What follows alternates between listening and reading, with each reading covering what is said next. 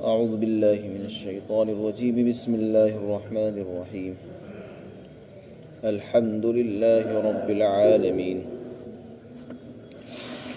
قرآن کریم کے متعلق کل بہت سی چند باتیں عرض کی گئی جو ضروری بھی ہیں اور قرآن کو سمجھنے میں مددگار بھی ہیں۔ قرآن کریم سے متعلق ایک بات یہ بھی ذہن میں رہنی چاہیے کہ قرآن کریم کی آیتیں دو طرح کی ہیں۔ کچھ آیتیں وہ ہیں جو اللہ رب العزت نے خود بخود اتار دی، ان کے اتارنے کا کوئی واقعہ پیش نہیں آیا یا کسی سوال کرنے والے نے کوئی سوال حضور سے نہیں کیا، بلکہ اللہ تعالیٰ کی جب مرضی ہوئی تو اللہ نے ان کو اتار دیا۔ اور قرآن کریم کی دوسری آیتیں وہ کہلاتی ہیں جن کے اترنے کا کوئی نہ کوئی واقعہ پیش آیا، پھر وہ اتری، یا کسی نے کوئی سوال کیا تو اس کے سوال کرنے کے جواب میں اللہ نے کوئی آیت اوپر سے اتار دی، تو بس وہی واقعہ اور وہ سوال ان آیتوں کا شان نزول کہلاتا ہے۔ تو قرآن کریم کی آیتوں کو سمجھنے میں شان نزول اور پس منظر کی بڑی اہمیت ہے۔ تو جو آیتیں کسی خاص واقعے میں نازل ہوئی، کسی خاص قصے میں کوئی حادثہ پیش آیا اس کے جواب میں نازل ہوئی، یا کسی نے کوئی سوال کیا اس کے بارے میں نازل ہوئی، وہ قصہ اور وہ واقعہ اور وہ سوال ان آیتوں کا پس منظر یا شان نزول یا سبب نزول کہلاتا ہے۔ اگر ہم سبب نزول اور پس منظر کو نہ بیان کریں تو قرآن کی آیتوں کو سمجھنا انتہائی مشکل ہوتا ہے۔ جیسے کہ ایک واقعہ ہے، سورہ بقرہ کی ایک آیت ہے، وَلَا تَنْكِحُوا الْمُشْرِكَاتِ حَتَّى يُؤْمِنْ وَلَأَمَةٌ مُؤْمِنَةٌ خَيْرٌ مِّن مُشْرِكَةٍ وَلَوْ أَعْجَبَتْكُمْ۔ اللہ تعالیٰ نے فرمایا کہ تم مشرکہ عورتوں سے نکاح مت کرو۔ مشرکہ یعنی جو عورتیں کافر اور مشرک ہیں، اللہ کے ساتھ کسی اور کو بھی شریک کرتی ہیں، ان عورتوں کے ساتھ شرک نکاح مت کرو۔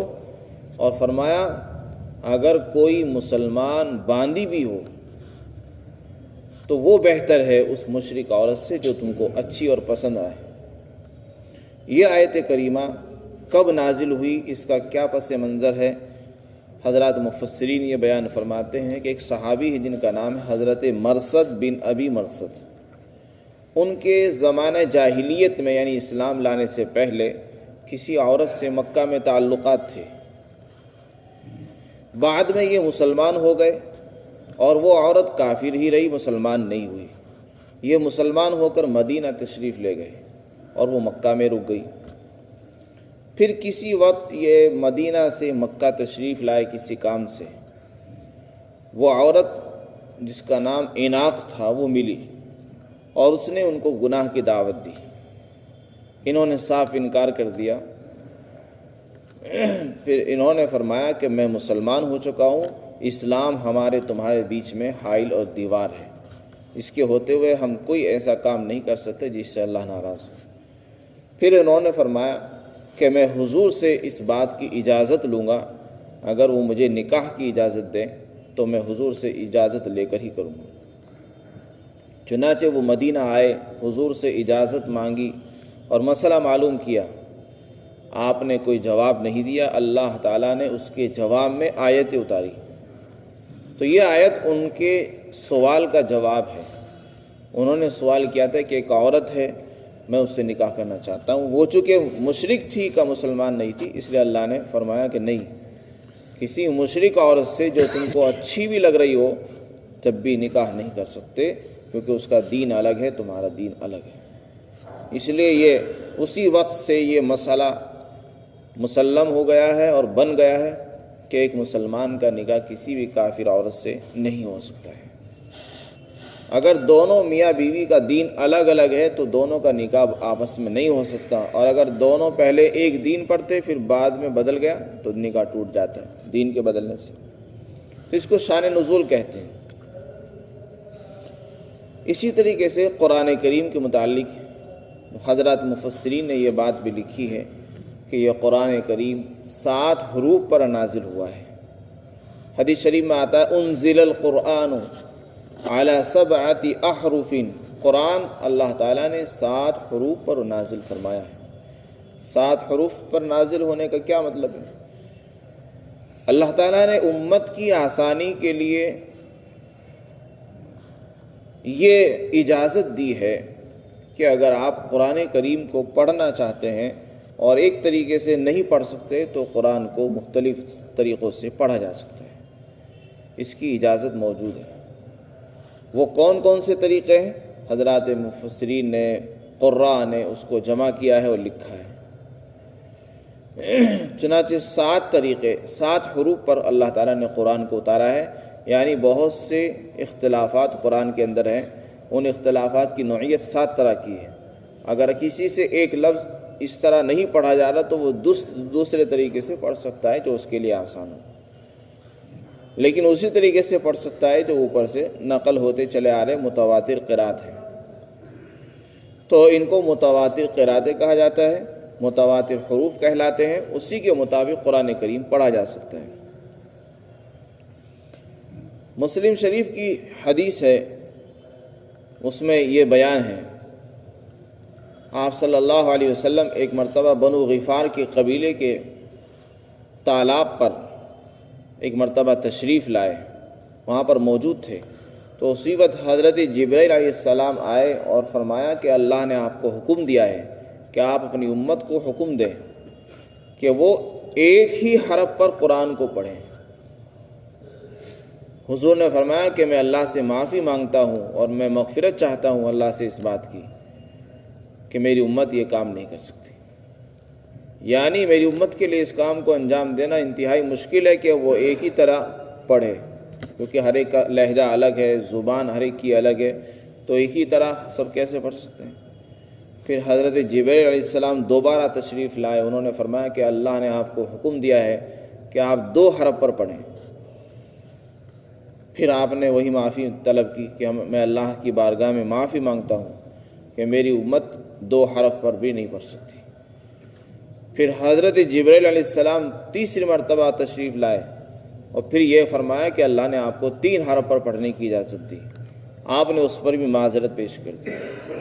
پھر چوتھی مرتبہ حضرت جبرائیل علیہ السلام آئے اور انہوں نے عرض کیا کہ اللہ نے آپ کو اجازت دی ہے کہ آپ اپنی امت کو حکم دیں کہ وہ 7 حروف پر قرآن کو پڑھیں۔ وہ 7 حروف پر پڑھنے کا کیا مطلب ہے؟ 7 حروف پر پڑھنے کا مطلب یہ ہے کہ قرآن میں جو اختلاف ہے قراتوں کا وہ 7 طرح کا ہے، وہ 7 طریقے میں سے کسی بھی طریقے پر اگر آپ پڑھیں گے تو آپ کی قرات معتبر ہوگی، اللہ کی یہاں مقبول ہوگی۔ تو اس طریقے سے قرآن کریم کو 7 طریقے سے پڑھا جا سکتا ہے، اسی سے مختلف قراتیں بندی چلی گئی۔ حضرات محدثین نے ان کو اپنی اپنی کتابوں میں لکھا ہے اور جمع کیا ہے۔ اب مسئلہ یہ آتا ہے کہ قرآن کریم جو ہم تک پہنچا ہے یہ حضور سے اور صحابہ اکرام سے اور تابعین کے ذریعے سے ہم تک کیسے پہنچا؟ شروع میں یہ کیسے، کس شکل میں تھا اور آج کس شکل میں ہے؟ آج تو یہ کتاب کی شکل میں موجود ہے، لیکن پہلے یہ کتاب کی شکل میں نہیں تھا۔ پہلے ہوتا یہ تھا کہ جب قرآن کریم اترتا تھا اس زمانے میں کاغذ بھی بہت کم تھے، پریس نہیں تھے، چھپائی کا دور نہیں تھا، زمانہ نہیں تھا، تو اس زمانے میں قرآن کریم کو محفوظ کرنے کا جو طریقہ اختیار کیا گیا وہ حافظے سے کیا گیا۔ جو بھی قرآن اترتا اس کو فوراً یاد کر لیا جاتا تھا، حفظ کر لیا جاتا تھا، لوگ سینوں میں اس کو محفوظ کر لیتے۔ چنانچہ حضور صلی اللہ علیہ وسلم بھی جب کوئی آیت اترتی فوراً اس کو پڑھنا شروع کر دے، دہرانا شروع کر دیا کرتے تھے۔ اللہ نے آپ کو اس میں ہدایت دی کہ آپ لا تحرک بہ لسانک، جب قرآن اترے اس وقت آپ اپنی زبان کو نہ ہلائیں، آپ اس خیال سے یاد نہ کریں کہ میں بھول جاؤں گا، بلکہ ہم ذمہ داری لیتے ہیں کہ ہم آپ کو قرآن خود یاد کرا دیں گے۔ چنانچہ اللہ نے خود ذمہ داری لی اور اللہ کے رسول پر جب قرآن اترتا تو آپ اس کو سنتے تھے، اور جیسے ہی وہ قرآن اترنا بند ہو جاتا اس کے بعد پھر اللہ تعالیٰ خود بخود آپ کے سینے میں اس کو محفوظ بھی کر دیا کرتا ہے۔ آپ کو حفظ کرنے کی ضرورت بھی پیش نہیں آتی. تو اس طریقے سے آپ قرآن کے حافظ بھی بن گئے. تو آپ کے سینے میں قرآن محفوظ تھا. پھر آپ نے صحابہ اکرام کو تعلیم دی قرآن کی، الفاظ بھی سکھائے ان کو، اور ان کے معنی بھی اور تشریحات بھی کی. تو اس طریقے سے صحابہ اکرام کے اندر ایک بڑی جماعت تیار ہو گئی جو قرآن کے حافظ تھے، جس میں حضرات خلفائے راشدین بھی ہیں، اور عبداللہ بن عباس، عبداللہ بن مسعود، حضرت ابو ہریرہ، ابی بن کعب، حضرت زید بن ثابت، اور نہ جانے کتنے صحابہ ہیں. بہت بڑی جماعت ہے صحابہ کی جو حافظ قرآن تھی، اور پھر وہ دوسروں کو قرآن کریم سکھاتے تھے. تو اس طرح قرآن محفوظ ہوا، سینہ بسینہ منتقل ہوتا رہا، کوئی کتاب کی شکل میں نہیں تھا.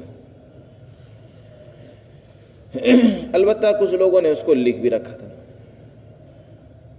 لیکن جب جب حضور صلی اللہ علیہ وسلم کا زمانہ تھا تو اس وقت حفاظت کا ایک طریقہ تو یہی رہا. اللہ کے رسول صلی اللہ علیہ وسلم نے ایک دوسرا طریقہ بھی اس کو محفوظ کرنے کا اختیار کیا، وہ تھا لکھنے کا طریقہ. حضرت زید بن ثابت صحابی ہیں، وہ فرماتے ہیں کہ میں حضور کے پاس وحی لکھتا تھا.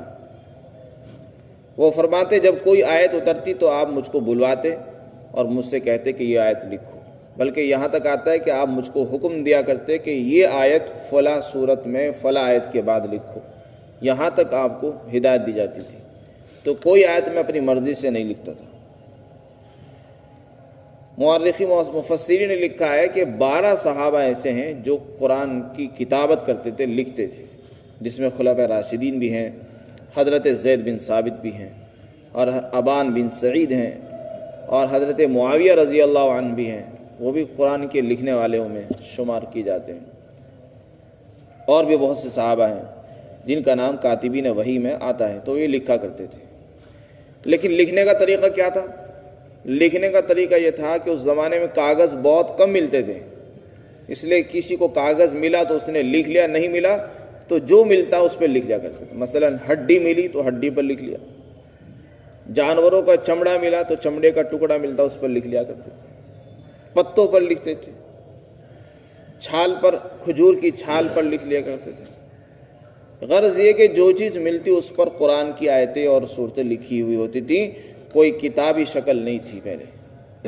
ہڈیوں پر، چھالوں پر، یعنی پتھر کی سلوں پر بھی لکھا ہوا تھا. کوئی پتھر ہے، اس کی سل ہے، اس پر لکھ لیا، کوئی آیت لکھ لی.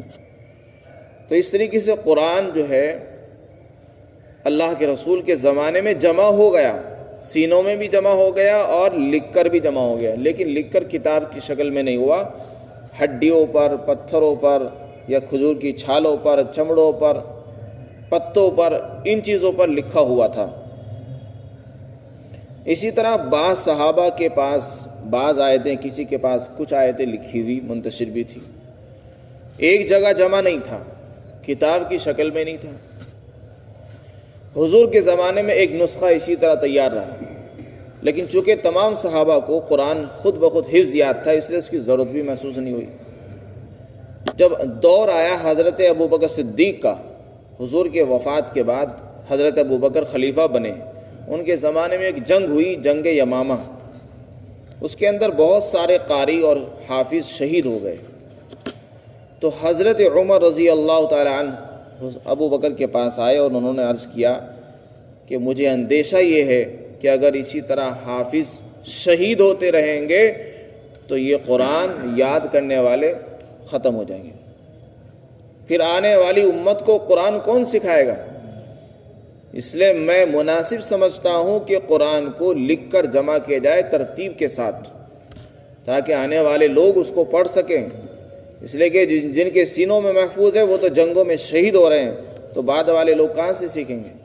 حضرت ابوبکر صدیق کو اس پر اطمینان نہیں ہوا. کہنے لگے جو کام نبی نے نہیں کیا میں اس کام کو نہیں کر سکتا. یہ انتہائی درجے کی اتباع کی بات تھی کہ جو کام نبی نہیں کر سکے ہماری ہمت نہیں کہ ہم اس کام کو انجام دیں. صاف طور سے منع کر دیا. اب عمر اصرار کرتے رہے کہ نہیں، یہ کام بہتر ہی بہتر ہے، آپ اس کام کو کرو، اس کام کو کریے. یہاں تک کہ آخر میں اللہ نے ان کے دلوں پر یہ بات کھول دی اور ان کو اطمینان ہوا، پھر وہ اس کے لیے تیار ہوئے۔ انہوں نے پھر حضرت زید کو بلایا جو کاتب تھے، لکھنے والے تھے، وہ آئے، ان سے کہا کہ مجھے عمر نے یہ بات سنائی ہے کہ جنگوں کے اندر بہت سارے مسلمان شہید ہو گئے، حافظ شہید ہو گئے، لہذا قرآن کو لکھ لینا چاہیے۔ مجھے پہلے اطمینان نہیں تھا، اب اطمینان ہو گیا ہے۔ پھر زید بن ثابت کو اطمینان نہیں ہوا، وہ کہنے لگے کہ اے امیر المؤمنین، جو کام نبی نے نہیں کیا ہے تو وہ کام میں کیسے کر سکتا ہوں؟ یہ غایت درجہ محبت اور اطاعت کی بات تھی، آپ نے منع کر دیا۔ حضرت ابوبکر ان سے اصرار کرتے رہے کہ نہیں، اس کام میں بہترائی ہے اور تم اس کام کو انجام دو، انشاءاللہ اس سے فائدہ ہوگا اور یہ غلط نہیں ہے۔ پھر اخیر میں بہت دیر تک ان پہ اصرار کیا، بعد میں ان کو بھی اللہ نے شرح صدر فرمایا اور ان کو اطمینان حاصل ہوا۔ تو بعد میں پھر وہ اس کام کے لیے تیار ہوئے۔ وہ فرماتے ہیں کہ یہ کام میرے لیے سب سے زیادہ بھاری تھا، کہ میرے لیے کام پہاڑ کو منتقل کرنے سے بھی زیادہ بھاری تھا۔ اگر مجھے یہ حکم دیتے کہ اس پہاڑ کو ادھر سے ادھر منتقل کر دو تو یہ کام آسان تھا، لیکن قرآن کو جمع کرنا میرے لیے مشکل ہے۔ اس کے بعد حضرت زید بن ثابت نے جب قرآن جمع کرنا شروع کیا ہے تو قرآن کریم کو جمع کرنے میں انہوں نے غایت درجے کی احتیاط برتی۔ حالانکہ خود بھی حافظ تھے، وہ چاہتے تو اپنے حافظے سے لکھ دیتے لیکن لکھا نہیں، یا حافظوں کی کوئی جماعت بلاتے ان سے لکھوا لیتے، ایسا بھی نہیں کیا انہوں نے۔ قرآن کو لکھنے میں، ایک ایک آیت کو جمع کرنے میں 4 طریقے انہوں نے اپنائے۔ پہلے لوگوں میں اعلان کروایا جس کے پاس جو آیت ہو وہ یہاں لا کر پیش کرتے۔ چنانچہ جب کوئی آدمی کوئی آیت لے کر آتا، کوئی کھجور کی چھال پر لے کر آ رہا ہے، کوئی پتھر پر آ رہا ہے، کوئی چمڑے پر لکھا ہوا کوئی ٹکڑا لے کر آ رہا ہے، تو اس کو قبول کرنے کے لیے آپ نے معیار قائم کیا کہ پہلے اس کو اپنے حافظے سے ملاتے۔ میرے حافظے میں، سینے میں جو قرآن کی آیت ہے یہ وہی ہے یا الگ ہے؟ اگر وہی ہوتی تو پھر اس کے بعد حضرت عمر کے سامنے پیش کرتے۔ حضرت عمر بھی ان کی کمیٹی میں شامل تھے، تو حضرت عمر بھی اس کو چیک کرتے تھے۔ جب ان کا حافظہ کہتا کہ ہاں یہ وہی ہے جو میرے سینے میں، اس کے بعد تیسرے نمبر پر یہ 2 گواہ لیتے تھے اور کہتے تھے کہ 2 گواہ لے کر آؤ جو اس بات کی گواہی دیں کہ یہ آیت وہی آیت ہے جو اللہ کے رسول نے لکھوائی تھی، اللہ کا کلام ہے، تمہارا اپنا نہیں ہے۔ 2 گواہوں کی گواہی کے بعد پھر وہ آیت وہ قبول کرتے تھے، اور اگر کسی کے بارے میں یہ شک ہو جاتا کہ نہیں یہ اس کے پاس گواہ نہیں تو اس کو رد کر دیا کرتے تھے۔ تو بہت ہی احتیاط کے بعد انہوں نے قرآن کریم کو جمع کیا ہے اور پھر اس کو لکھا، یہاں تک کہ وہ قرآن کریم کا نسخہ تیار ہوا جو حضرت ابوبکر صدیق رضی اللہ تعالیٰ عنہ کے دور میں چلا۔ تو اس طریقے سے قرآن کریم کو جمع کرنے کا جو کام ہوا ہے وہ 3 دور میں ہوا ہے۔ ایک تو حضور صلی اللہ علیہ وسلم کے دور میں ہوا۔